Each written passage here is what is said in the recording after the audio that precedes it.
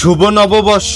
চারপাশে বাহারি ডিজাইনের ঐতিহাসিক গ্রামীণ দৃশ্যের কারুকার্য, গ্রাম বাংলার ঐতিহাসিক পান্তা ইলিশের গ্রাম এ যেন ঢাকাবাসীকে নতুন এক গ্রামীণ বাংলার দৃশ্য উপহার দিল, যেখানে রয়েছে 150-এরও অধিক দেশি বিদেশি পণ্যের স্টল। আজকের এই ভিডিওতে আপনারা দেখতে পারবেন এই পয়লা বৈশাখ মেলাটি কোথায়, কিভাবে যাবেন এই মেলাতে আসলে আপনারা কি কি দেখতে পাবেন, এভরিথিং সবকিছু। তো এখনো যারা আমার ফেসবুক পেজ এবং ইউটিউব চ্যানেলটি সাবস্ক্রাইব করেননি, অবশ্যই সাবস্ক্রাইব করে দিবেন। তো চলুন আজকের এই ভিডিওটি শুরু করা যাক।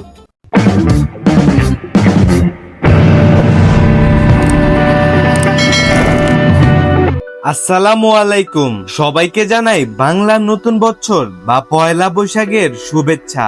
আজকে আমি চলে যাচ্ছি আগারগাঁর চিন্ময়িক পয়লা বৈশাখ মেলাতে। এই মেলাতে যাওয়ার জন্য আপনারা সর্বপ্রথম চলে আসবেন আগারগাঁও মেট্রো স্টেশনের নিচে। আগারগাঁও থেকে 40 থেকে 50 টাকা রিক্সা ভাড়া দিয়ে চলে আসতে পারবেন চিন্ময়িক বৈশাখী মেলাতে। অবশেষে আমরা চিন্ময়িক বৈশাখী মেলাতে চলে আসলাম। মেলাতে প্রবেশ করার পরে কিছুটা সামনে গেলে দেখবেন টিকিট কাউন্টার। এই বৈশাখী মেলাতে প্রবেশ করতে হলে জনপ্রতি 30 টাকা দিয়ে এন্ট্রি ফি টিকিট কাটতে হবে। টিকিটের প্রাইস কত ভাই? 30 টাকার দুইটা দেন তো। সবগুলোর প্রাইস সেমই টিকিটের? জি। আরেকটা টিকিট আছে 200 টাকা, ওটা 7 দিনের জন্য পুরো। আমাদের এটা 8 তারিখ পর্যন্ত।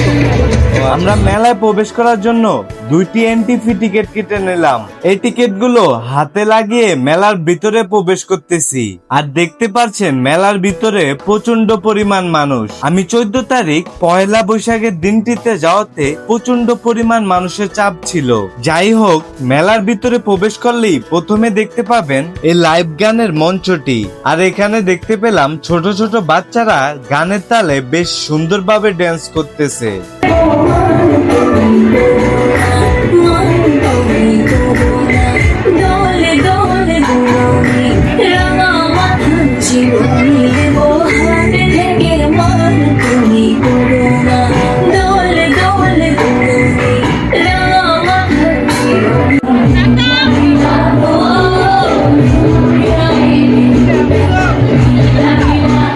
গানের মঞ্চের পাশে রয়েছে অ্যাক্টিভিটিস জোন।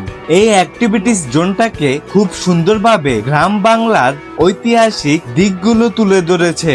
প্রথমেই দেখতে পাবেন গ্রাম বাংলার ঐতিহাসিক একটি জিনিস, বায়োস্কোপ। যে বায়োস্কোপের ছোট ছোট ফাঁকা দিয়ে তাকালে ভিতরে অনেক সুন্দর সুন্দর দৃশ্যগুলো দেখা যায়, যা দেখতে আসলে অনেক বেশি ভালো লাগে। আর এই বায়োস্কোপ আগেরকার মানুষ বিনোদনের জন্য ব্যবহার করে থাকতো।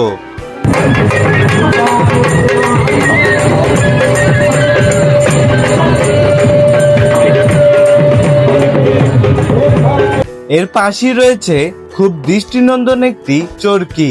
ছোটবেলায় এসব চরকি দিয়ে আমরা অনেক খেলাধুলা করেছিলাম। কাজ এবং বিনোদনের জন্য সব থেকে বেশি ব্যবহার করে থাকতো এইসব হাতি। এর পাশেই রয়েছে পালকি। এই পালকি দ্বারা নতুন বউকে আনা নেওয়া করা হতো। গ্রাম বাংলার সব থেকে ঐতিহাসিক একটি জিনিস ঢেকুর। এর পাশেই রয়েছে প্যাডেল চালিত বাংলা রিস্কা। আপনারা চাইলে এই মেলাতে এসে লাইভ আর্ট করাতেও পারবেন। এক্ষেত্রে আপনাদের আলাদা কিছু চার্জ দেওয়া লাগতে পারে। এর পাশেই রয়েছে টার্গেট বন্দুক শুটার। আপনারা চাইলে এই মেলা থেকে লাইভ ফটো আর্ট করে নিতে পারবেন। এই বাইকটি দেখতে পেলাম খুব সুন্দরভাবে ফটো আর্ট করে থাকে। এছাড়াও এই অ্যাক্টিভিটিস জোনের ভিতরে আপনারা চাইলে নিজেরাই গান গাইতে পারবেন।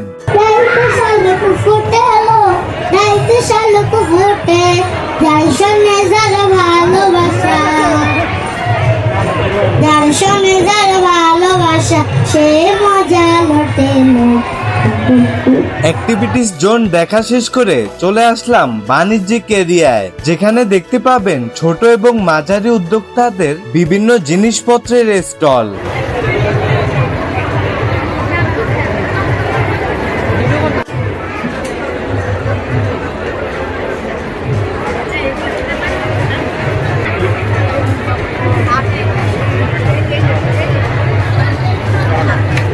এই চিন্ময়িক বৈশাখ মেলাতে প্রায় 150-র অধিক ছোট বড় উদ্যোক্তাদের স্টল রয়েছে, যেখানে বাহারি ডিজাইনের পোশাক আশাক থেকে শুরু করে যাবতীয় সবকিছুই পেয়ে যাবেন। তবে এইসব মেলাতে আমি অনেক নতুন নতুন বা ইউনিক কিছু জিনিসপত্র দেখেছিলাম, যা এর আগে আমি কখনো দেখতে পাইনি। আর এইসব জিনিসপত্রের প্রাইসও ছিল তুলনামূলক অনেকটাই বেশি।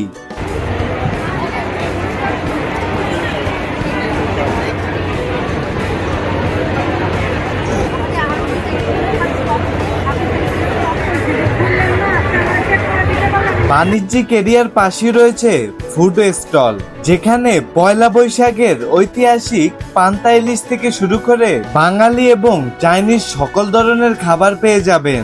আর এই বৈশাখী মেলায় দেখতে পেলাম বাংলাদেশের বিভিন্ন নামি দামি ব্র্যান্ডের খাবারের স্টলও রয়েছে এই জায়গায়। আর এই সব খাবারগুলো সুন্দরভাবে রিল্যাক্সে বসে খাওয়ার জন্য বেশ সুন্দর করে ডাইনিং স্পেস করে দেওয়া হয়েছে।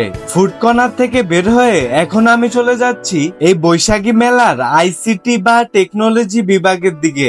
আইসিটি বিভাগটি আপনাদের দেখার জন্য চলে যেতে হবে চিন্ময়িক প্রদর্শন কেন্দ্রের মেন ভবনের ভিতরে। আর আপনাদেরকে বলে রাখি, এই মেলাটি চলবে 18 এপ্রিল পর্যন্ত।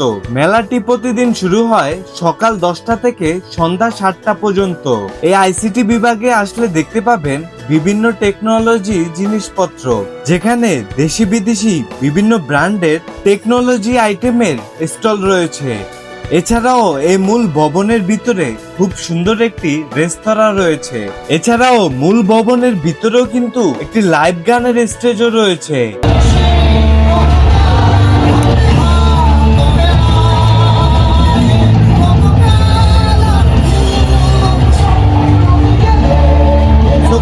এই পহেলা বৈশাখের ভিডিওটি আপনাদের কেমন লেগেছে অবশ্যই কমেন্ট করে জানাবেন। আজকের ভিডিওটা এই পর্যন্তই, দেখা হচ্ছে কোনো নেক্সট ভিডিওতে। সে পর্যন্ত ভালো থাকবেন, সুস্থ থাকবেন।